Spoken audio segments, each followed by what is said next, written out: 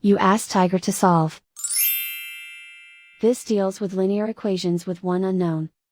The final result is t equals 6. Let's solve it step by step. Group all constants on the right side of the equation. Add 8 to both sides. Simplify the arithmetic.